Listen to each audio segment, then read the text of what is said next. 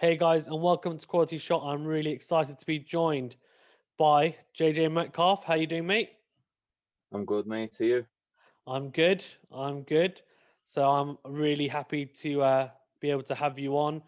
Obviously, unbeaten, and you've got a huge fight coming up with Ted Cheesman for the vacant British Super Welterweight title, even on the Povetkin Whyte 2 undercard. Um, how's it been? First of all, how have you been in these kind of weird times at the moment? Has it been okay and not much change given you're an elite athlete and you're able to kind of get on with stuff pretty easily? Yeah, it's been a little bit different. The couple of gyms I've just got the keys to my usual gym now, but a few places have been like not letting us in and stuff. So but it's coming together now. Yeah, Okay, so I talked to a few other fighters and they're like kind of mixed. Some were saying, it's good in a way because if you've got a fight coming up, or even if you don't, there's not really anything that you can do socially, so you're almost permanently in camp, and you can yeah, kind of only focus on your craft. And then I think others were saying, we do miss obviously going to be able to see extended family and stuff. So I guess it's a tricky situation, but it's good that at least you guys are able to get most of the work in, which yeah. is good. Yeah.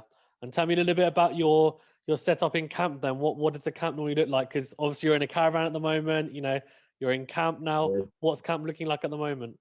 Yeah, to be honest, I've just stayed in the caravan. Usually stay in my granddad's for a good 6, 7 weeks before the fight.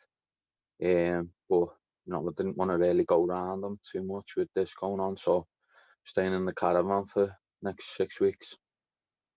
Okay. And Mm. how's it been? I guess you had a fight, I think it was against Flatley, that eventually didn't happen, and now you've got this fight. I think originally you said you were thinking it was going to be Scott Fitzgerald, but obviously he's had his own issues, and now it's Ted Cheeseman. Yeah, Um, what are you looking like in terms of what your thoughts on going into the fight?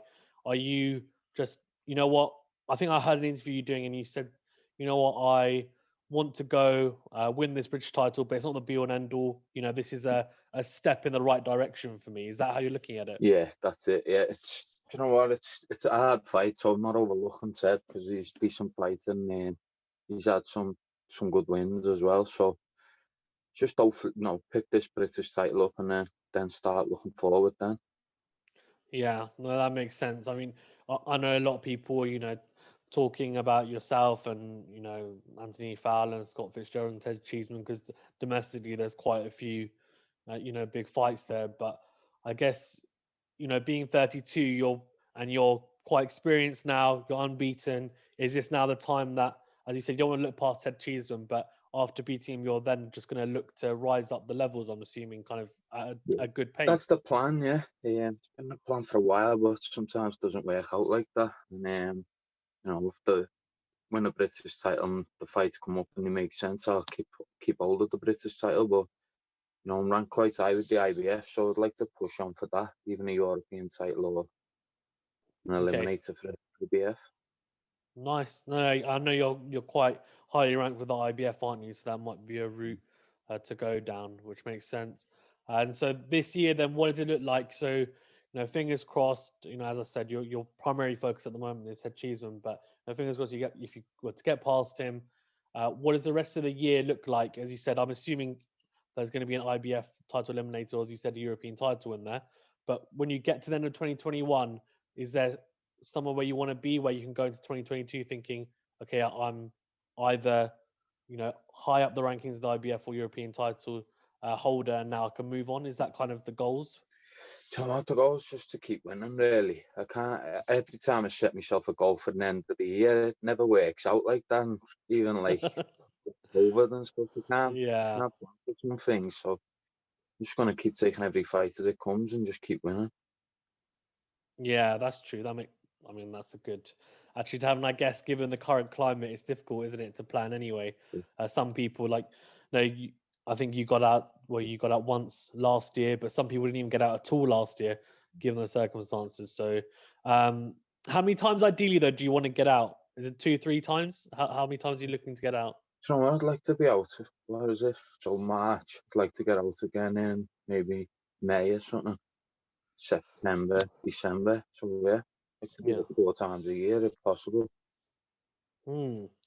And what do you think it's going to be like fighting on a rival network? Obviously, normally you fight on BT, but you're going to be fighting on Sky, which is Ted's, I guess, home Yeah. platform with Matchroom. Do you think there's going to be much difference, or there's been an issue with, maybe let's say slightly interesting scoring going on with on the British domestic scene as of late. But are you just confident that it's going to be fine? I'm going to go in there, do my business, and I'll win.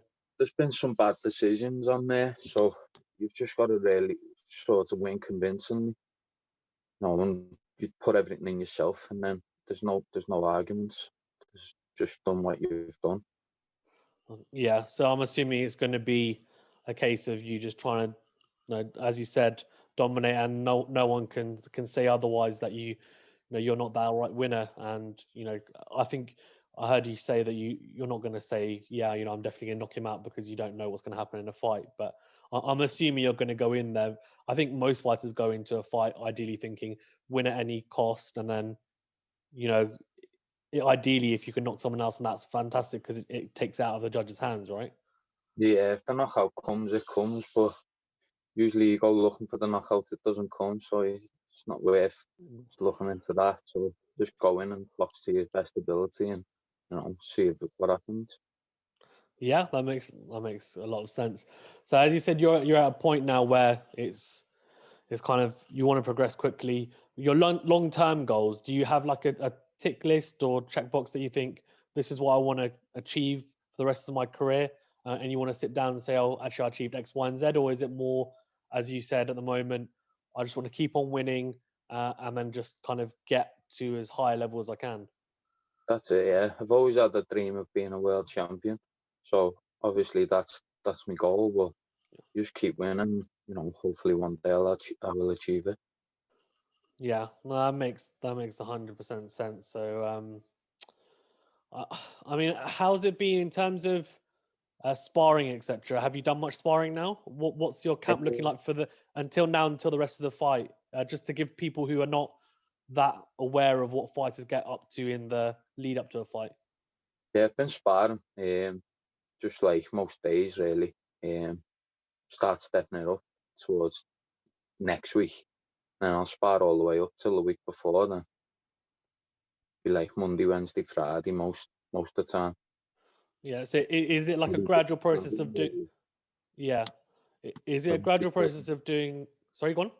Go on, mate. I said I'd just Sorry. be traveling to different gyms. The gym we use, the facilities aren't the best for sparring and stuff, so you always seem to get about. Okay, that makes sense. In terms of like specifically sparring, I'm assuming it's like a gradual process of doing like 4 rounds, 6 rounds, 8 rounds, 10 rounds until, is it just the last week you do whatever 10 or 12 rounds? Is that what normally happens? The last week, not really. Sort of the week before that, I get the rounds in, and then the last week I'm sort of getting people who are a little bit lighter, a bit sharper, just to sharpen up and make sure everything's right. Okay, that makes sense. Tapering down a little bit and being okay. I guess that makes sense. It wouldn't really make much sense, I guess, going all out, and then I guess you need time to recover, don't you, for the fight as well. Okay, that makes sense. And how have you felt in this camp? Because it's slightly strange, but have you felt good? Going into the fight, you're just feeling like, I don't want you to say, a lot of fighters will say the cliche saying, this has been the best camp of my life. But realistically, has the camp just gone to plan? Up to now, yeah, it's still 6 weeks away, so you never know. You could pick up injuries or anything. So for now, touch wood, everything's gone perfect. No, that's good. That's I good. think the last camp and the night before, and it got called off over COVID. So keep your eyes open. Yeah, exactly. It's true. You never know what's going to happen, do you? Unfortunately, it's at the moment it's crazy. Fights getting called off, the day before. So I guess we'll see how it goes. Yeah. In terms of at the moment in your downtime, then what do you get up to when you're not at the moment? You're in camp, Yeah. but when you're not training, for the fight, what do you do in your downtime? Nothing really, nothing at the minute. Just relaxing. Yeah, so nice and Yeah. simple. Yeah. Yeah. That's it. What about when you're at home then? I guess do you do anything at all, or is it just? The reason I'm only stay out because I've got kids, so it's hard to do the training I'm doing, and then come home and the kids want to play with you, and sometimes they're waking up with a night and stuff. So I just need to be away from it and focused on the fight. It must be quite hard though, being obviously you're doing it because you need to, and you need to one track mind. But do you find it hard, like towards the end of the camp, being away from family? I'm assuming it's pretty difficult. Or are you now used to it? Yeah, I'm sort of used to it now. I don't mind my own company either, so it's all right. So I can catch up with everyone after the fight and spend some time with them then. Yeah, well, I guess that's a good way to be, isn't it? As a boxer, because there's other sports where you might be part of a team, whatever, football, tennis, but with boxing, it's all to do with yourself and like how, of course, you have your coach who helps you and your trainer, but really once you're in the ring, it's what can I do? It's all really hinged upon your performance, and at the end of the day, you're the one getting punched in the face. So, When I was a kid, my dad was a boxer, so he used to do the similar thing. He'd move out the house, and when I was a kid, I couldn't get my head around it. Why is he getting off? Why is he doing this? Now, since I've had kids, I realise that's what you'd have to do. Yeah, exactly. That makes sense. So actually, you touched upon your dad. I know he was a professional fighter as well. Do you want to just briefly touch upon how you got into the sport for those who don't know? You know what? When I first got into boxing, I think it was about maybe 9 or 10. I just moved out, went to a new school, and there was a lad in there who was doing boxing, so I just started going with him, and then I boxed the Golden Gloves. Then I moved again. Yeah, my mum and dad split up, so I moved with my mum to a different area, and I sort of left the boxing for a bit, and then when I was maybe 16 or something, I started getting back into it. I never look back. Yeah, that's it. Nice.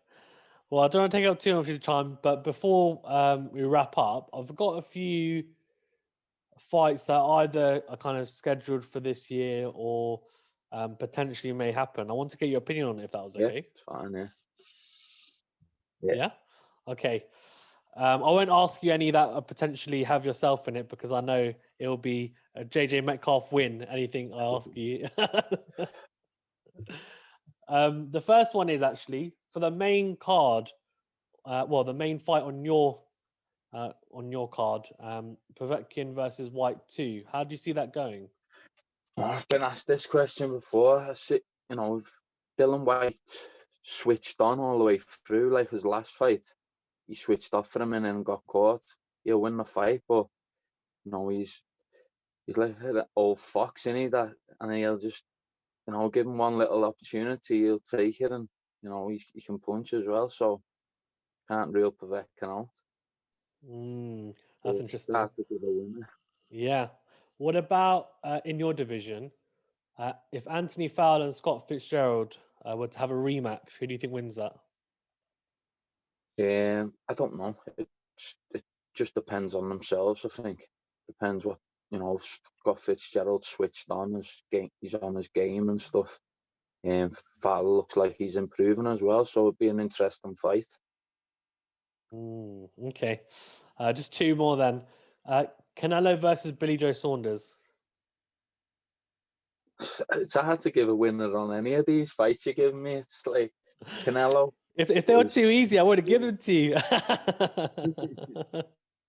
I can pick things for both sides, can't you? Like Billy Joe, I don't know if maybe the inactivity of Billy Joe's not going to do him any favours, whereas Canelo's busy. He sort of makes his own plans. So he could spring it on Billy Joe with like 4 weeks to go, like they did with Callum. So I'd have to favour Canelo for that. Okay, that's fair. And one just below your weight But division. at the same time, I think Billy Joe's that if he's right, he could. I can see with all these suggested fights that in your head you're like, actually, do I think that or this could happen? And I feel like you're playing out in your head like how the fight could go. Spence versus Crawford.